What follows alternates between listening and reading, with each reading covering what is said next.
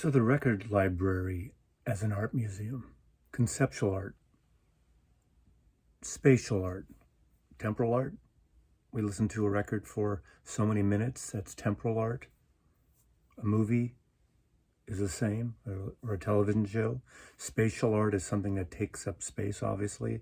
A painting, a sculpture, a record cover. So this is a video I've been wanting to do for a while. I wasn't sure how to accomplish this, and it's still a little freeform as I contemplate what I'm going to do here. And during the last 2 years, during the pandemic, the shutdown, we haven't been able to go to art galleries and museums. Obviously, the last year, probably more so, we can open up, we can get out, and we can see art. There's public art I'm sure we could always, enjoy. We can enjoy the art of nature and everything. But I'm a big fan of going to museums, and one thing I drastically miss living in San Francisco is the MoMA, the San Francisco Museum of Modern Art. It's actually now bigger than the New York MoMA. The De Young Museum, the Jewish Museum, the Legion of Honor, all the galleries, all the other museums, the Asian Art Museum. Great city for museums. I like just being inside a museum and enjoying the artwork. And I've said this before on my channel. I like conceptual art. I like the whole Fluxus movement that happened in the early 60s to mid 60s. Yoko Ono was a part of it. And I've been thinking more and more about this video. And then this morning, there was my Whack-A-Mole number 116, was it? That came out, and I got a comment, and it just gave me a little idea of a way to start this. And we'll see if this is successful or not. And if it isn't, there's the performance piece, I guess, performance art. And the comment was by Bobby. I'll just say Bobby. You can look at his comment there. And it says, I'm going to wager that if you were given a short time limit, blindfolded, spun around and not permitted to touch anything else, that at least half of the records you would pick would have never been listened to. As is for most, without reading off the albums, you wouldn't have anything to say. It's clear. What would you do? What would you say is 90 to 100% not about the album? Which poses the point, do you need or are you expected to listen to them and be knowledgeable about them? While the answer to that question is debatable, you clearly think it's yes. And in fact, you base your legitimacy on it.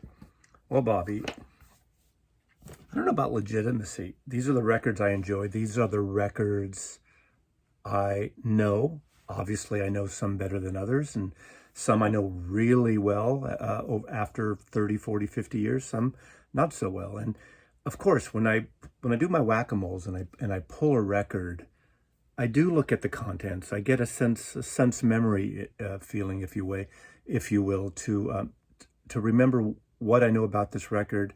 Is it the artwork? Is it the music? Is it the day, the time, the year I got it? What I was doing when I listened to it. There's so many different options. And again, doing these Whack-A-Moles and doing this channel is really just for entertainment purposes. This is not any scholarly introduction to music. I think I know a good amount about music, but there's a lot of music, a lot of art I don't know about.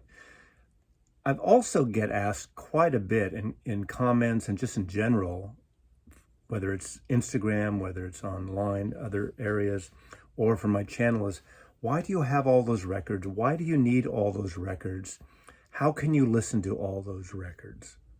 Why do you need them all? You can't possibly listen to them all. There is some truth to that, but how I look at my collection, it's a library. It's my library. It's my art gallery. It's my modern art museum. I'm not a streamer. I know you can pick and choose and stream whatever you want. And I also like the physicality and the whole cliche of looking at a record cover.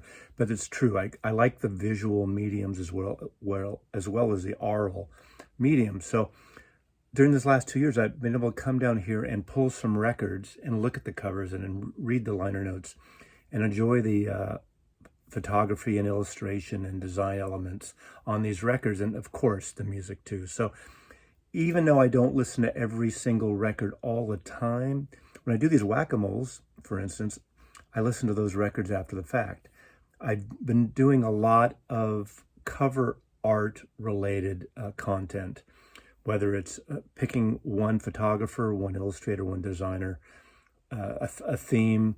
I love showcasing design and artwork in records. So this is Yoko Ono. I'm a fan of Yoko Ono's, of her art, her conceptual art, part of the Fluxus movement, her art with John Lennon. Remember this? Telecasts, concerts, John Lennon singing, We All Shine On, Instant Karma, Blindfolded. I think I'm going to start this, and let's see how this works. Now, I don't have anyone with me today, so I'm going to spin myself around. I did try to move everything out of the floor area here. I'm going to go quickly and pull. I'll just do 5 albums right now, I think. Really quick, I'll take the blindfold off and let's see what happens. But again, Bobby and everyone else, I have listened to every single record in my collection. Now, as I said in the comments responding to Bobby, there are probably some exceptions of maybe I have cover variations or certain pressings that I haven't listened to that are duplicates. But over the years, over 67 years of my life, I've listened to all these records. Okay. I really can't see. I swear. If you don't believe me, that's your tough luck, right? Don't be a wanker. So,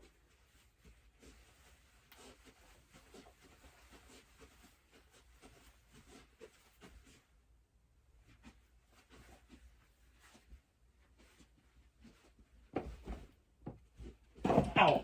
I knew that was going to happen. No Helen Keller jokes. 1,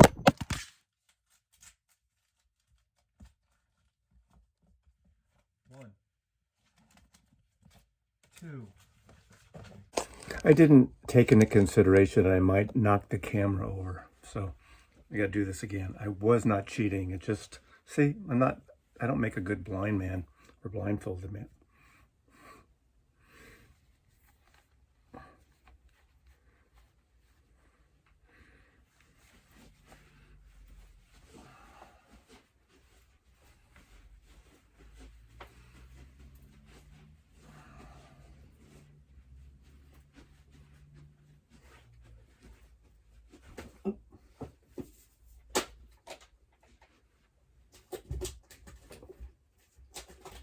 One,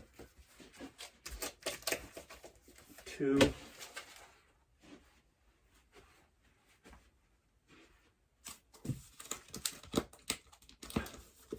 3,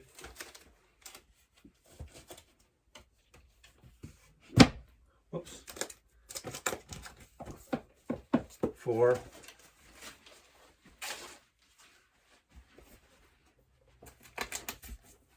5.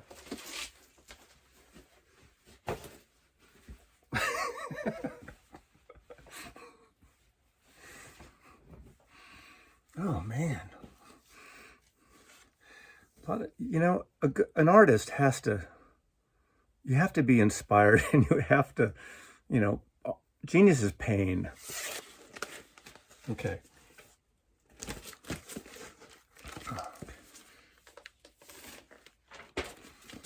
Copperhead on Columbia Records. Copperhead, San Francisco Bay group, only had one album out. There's a song in here called Roller Derby Star. They talk about this, the roller derby. There was the Bay Bombers. I know this album really well. The Bay Bombers were a roller derby in this late 70s kind of thing. Roller derby. Ann Calvello, that's her name. She was the main star of that team. What's great about this is the guitar player is John Cipollina, the great sort of SG lizard of a guitar sound he'd get out of that SG with those effects, who was an original member of Quicksilver Messenger Service. And that's him right there. There he is. So I know this album, there's a song called Kamikaze on here, which is pretty good. It's just a rock and roll, a good feel album. And unfortunately, I only had one record. I did see them in the Bay Area in the day. This is from mid-70s, 73. I did look. Sorry, Bobby. But I know that album.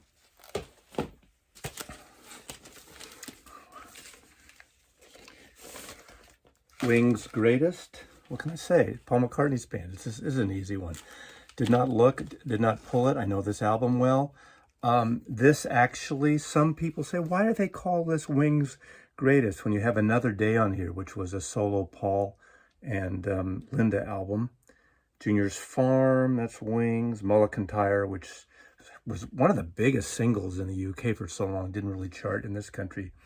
And Ram. Ram is obviously not a Wings album, but this is a nice comp. This is actually a really good comp.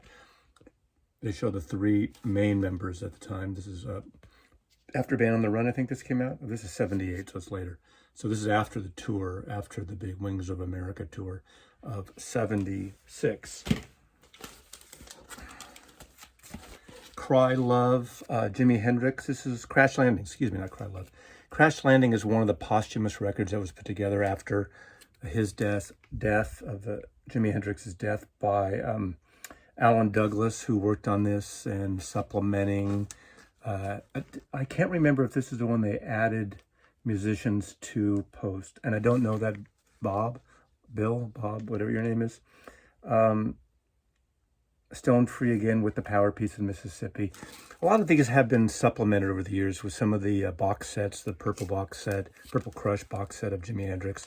This is yeah, I am looking, okay? So I am looking conceptually, 1975, Crash Landing, one of the posthumous releases that Douglas put together.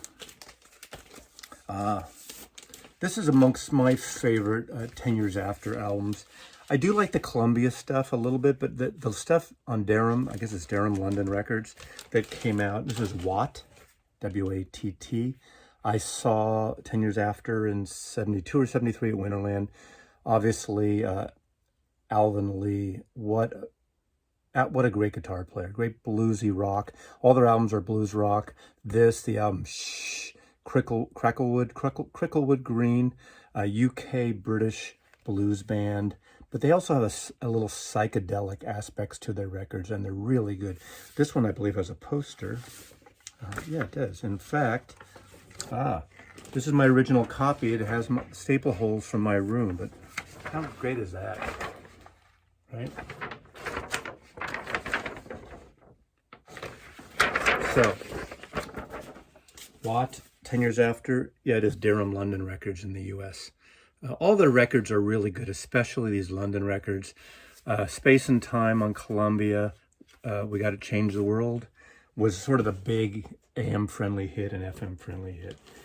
And, okay, this one's an easy one, but again, it's Decade, Neil Young's record that he was going to put out, then he held it back, I think, for a year. I have shown this on my channel before. This is a great overview of Neil Young with Buffalo Springfield, Neil Young, the Stills Young Band, and it's a great showcase of his first 10 years of making records. And of course, Neil Young is a little tempestuous. Some would say a wanker.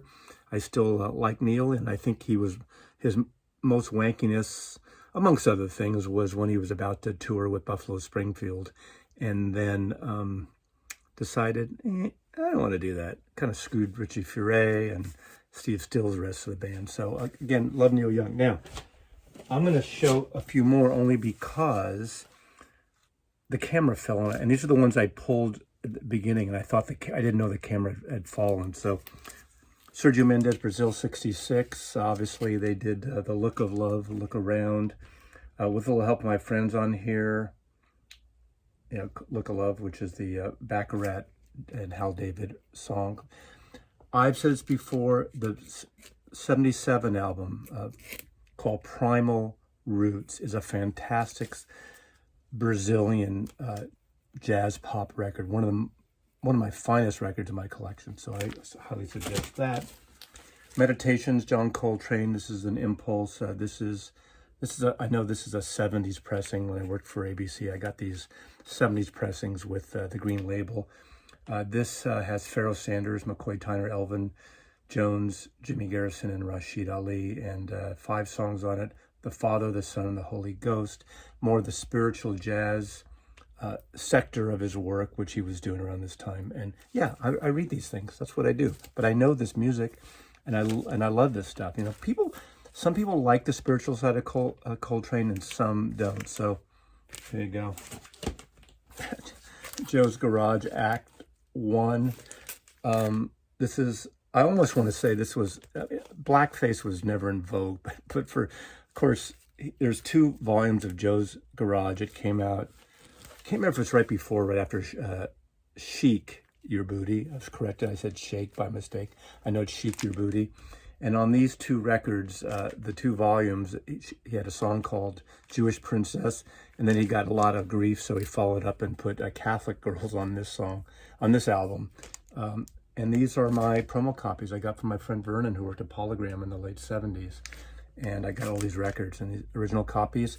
I believe it was Bernie Grunman who mastered these records back in the day. I think, or was it Robert Ludwig? Now I need to look, okay? Because you wankers don't. Oh, this is Stan Ricker. I'm sorry, Stan Ricker did these.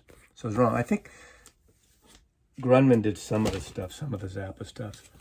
Now, this is an album Ry Cooder's not a huge fan of, but I love this record. It's called Jazz, and it's more traditional jazz along the area of the 30s, 40s, like Bix Beiderbecke and Django Reinhardt. And this is arranged by Joseph Byrd. Joseph Byrd did the arrangements on this record. He was a member of the United States of America and the Field Hippies, the Metaphysical, whatever it's called, Circus on Columbia, and the United States of America also on Columbia Records. This was kind of avant-garde, psychedelic, early electronic. Joseph Byrd did do the arrangements on this, and some really great. I like the feel of this record, and it's really a great sounding record. And then lastly, Nice and Easy. This is a MoFi copy I have. This is the period in MoFi. I think this was from the 80s. What year did this one come out? I wasn't a huge fan of MoFi at this point in terms of their EQ, their highs and lows. This, I got to remember, I haven't heard as much because I got this in the Coleman collection recently. I did play it once. All the ones that have come through that I'm keeping, at least I spend at least once. I know this record, I think I have the CD of it. But of course, this is the Capitol years when he worked at this point with Nelson Riddle's orchestra. So a great Sinatra song. So that's, you know, maybe this is going to change. Maybe I'm going to save the avant-garde thing till later and just call this the Whack-A-Mole number 117. And this is the Blindfold edition. How's that? Okay. I'll be back and do an artsy, modern art thing later on, okay? I didn't want to make this to go on too long. So I hope, Bobby, if you're watching this, I hope you're happy now. Maybe not. Sometimes there's certain people who just can't. They're just not happy. As he loves you.